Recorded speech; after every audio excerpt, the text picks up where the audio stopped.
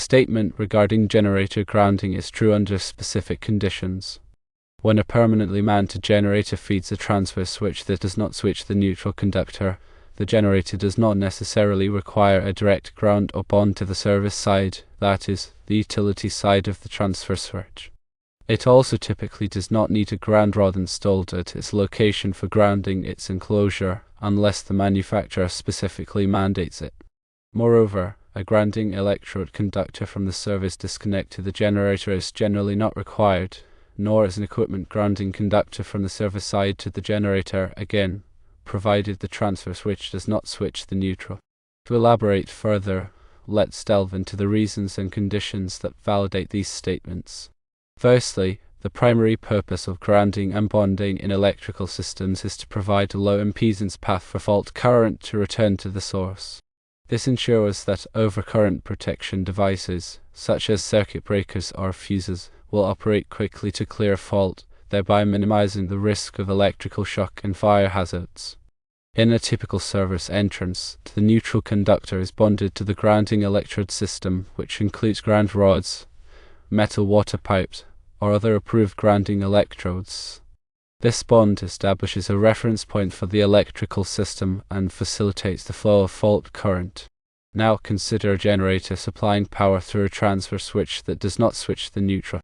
In this configuration, the neutral conductor from the utility service remains continuously connected to the neutral conductor of the premises wiring system regardless of whether the utility power or the generator is supplying the load. Because the neutral is not switched, the grounding electrode system at the service entrance remains the primary ground reference for the entire electrical system, including the generator.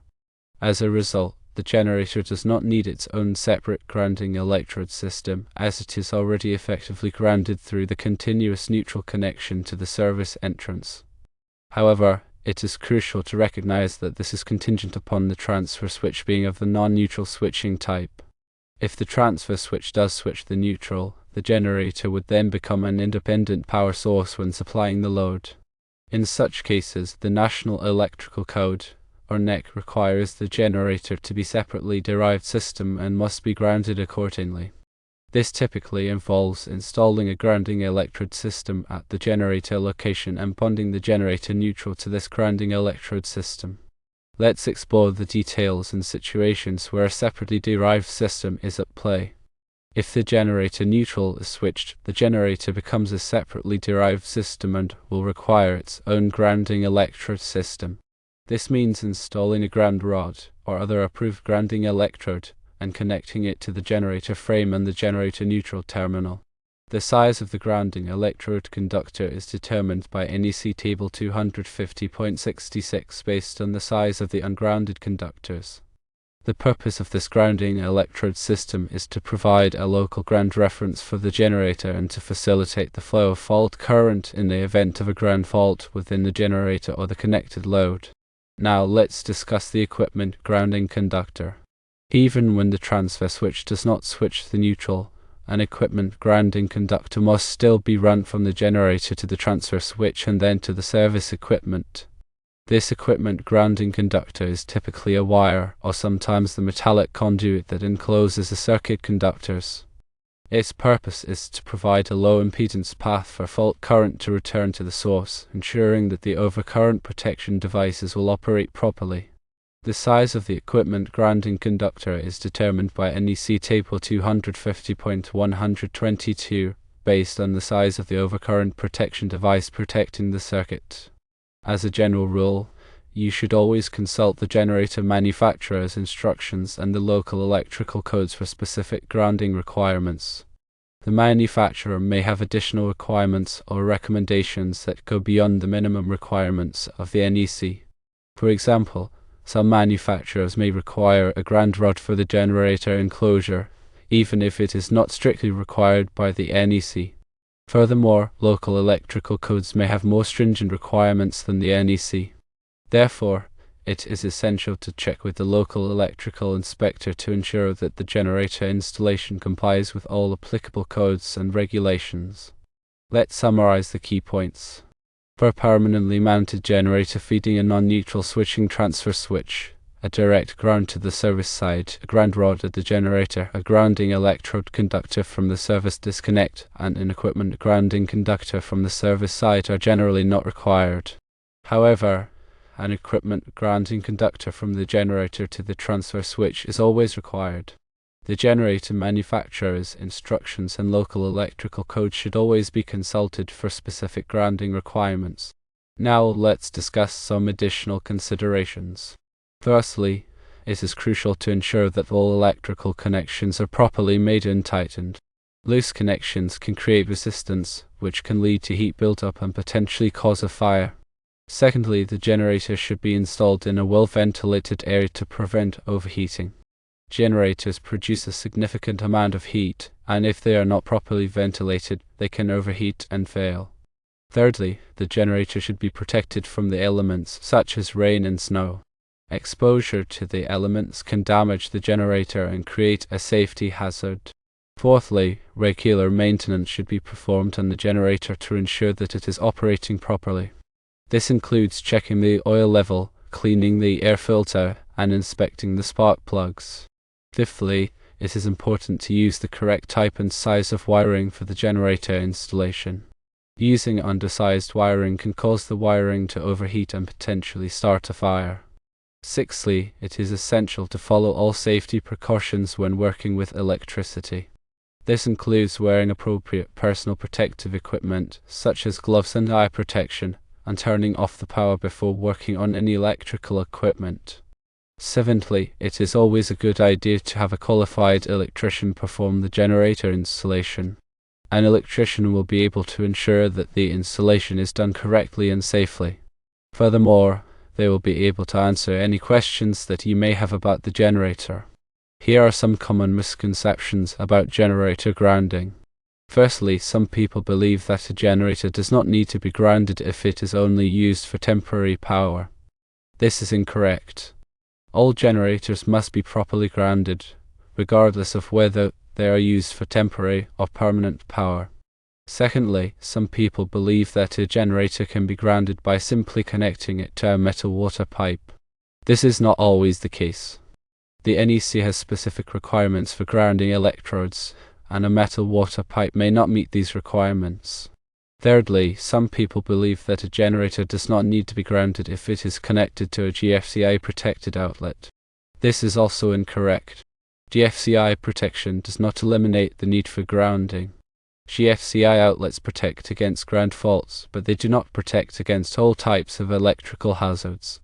Now let's discuss the NEC requirements for generator grounding in more detail. NEC Section 250.30 covers the grounding requirements for separately derived systems, such as generators. This section specifies the types of grounding electrodes that are permitted, the size of the grounding electrode conductor, and the bonding requirements for the generator. NEC Section 250.32 covers the grounding requirements for buildings or structures supplied by a generator. This section specifies the types of grounding electrodes that are permitted, the size of the grounding electrode conductor, and the bonding requirements for the building or structure. NEC Section 445.19 covers the grounding requirements for generators. This section specifies the types of grounding electrodes that are permitted, the size of the grounding electrode conductor, and the bonding requirements for the generator. It also specifies the requirements for the equipment grounding conductor. NEC Section 700.10 covers the grounding requirements for emergency systems such as generators used to supply emergency power. This section specifies the types of grounding electrodes that are permitted, the size of the grounding electrode conductor, and the bonding requirements for the generator. It also specifies the requirements for the equipment grounding conductor. Remember to consult the latest edition of the NEC for the most up-to-date grounding requirements. Electrical codes are constantly evolving to reflect changes in technology and safety practices. Staying informed about these changes is crucial for ensuring the safety of your electrical installations. Let's talk about some specific scenarios and how the grounding rules apply. Firstly, consider a portable generator used at a construction site. In this case, the generator typically does not have a permanently installed grounding electrode system. Instead, the generator is grounded through the equipment grounding conductor in the cord and plug connection to the tools and equipment being powered. It's essential to ensure that all tools and equipment have a properly functioning equipment grounding conductor and are plugged into a GSEI protected outlet. Secondly, imagine a generator installed at a remote cabin that is not connected to the utility grid. In this scenario, the generator would be considered a separately derived system and would require its own grounding electrode system. This would typically involve installing a ground rod and connecting it to the generator frame and the generator neutral terminal. Thirdly, consider a generator used to supply power to a critical load, such as a hospital or data center. In this case, the generator would be considered part of an emergency system and would be subject to the more stringent grounding requirements of NEC Section 700.10. This typically involves installing a dedicated grounding electrode system and performing regular testing to ensure that the grounding system is functioning properly. Fourthly, think about a generator installed in an RV. The grounding requirements for generators in RV are similar to those for generators at remote cabins. The generator would be considered a separately derived system and would require its own grounding electrode system. This typically involves connecting the generator frame to the RV chassis, which is then connected to a ground rod or other approved grounding electrode. Fifthly, consider a generator connected to an automatic transfer switch. As previously discussed, the grounding requirements for this scenario depend on whether the transfer switch switches the neutral. If the transfer switch does not switch the neutral, the generator does not need its own grounding electrode system. However, if the transfer switch does switch the neutral, the generator becomes a separately derived system and will require its own grounding electrode system. Always remember to consult with a qualified electrician to determine the specific grounding requirements for your generator installation. They can assess your specific situation and ensure that the installation complies with all applicable codes and regulations. Understanding generator grounding is essential for ensuring electrical safety. By following the guidelines and recommendations discussed, you can minimize the risk of electrical shock and fire hazards and ensure that your generator operates safely and reliably. Remember that proper grounding provides a low impedance path for fault current, allowing overcurrent protection devices to quickly clear faults and protect people and equipment. Finally, let's discuss the importance of regular inspection and maintenance of your generator grounding system. Over time, grounding connections can corrode or loosen, reducing their effectiveness. It's essential to periodically inspect all grounding connections and tighten or replace them as needed. The grounding electrodes themselves should also be inspected to ensure that they are still in good condition. If the ground rods are corroded or damaged, they should be replaced. The grounding electrode conductor should also be inspected to ensure that it is properly sized and connected. If the grounding electrode conductor is undersized or damaged, it should be replaced. In addition to visual inspections, it's also a good idea to perform periodic testing of your grounding system to ensure that it is functioning properly. This can be done using a ground resistance tester. A ground resistance tester measures the resistance of the grounding system. A low resistance indicates that the grounding system is functioning properly, while a high resistance indicates that there may be a problem with the grounding system. If the ground resistance is too high, you should consult with a qualified electrician to determine the cause of the problem and have it corrected. By following these guidelines for regular inspection and maintenance, you can ensure that your generator grounding system remains effective and continues to provide protection against electrical hazards.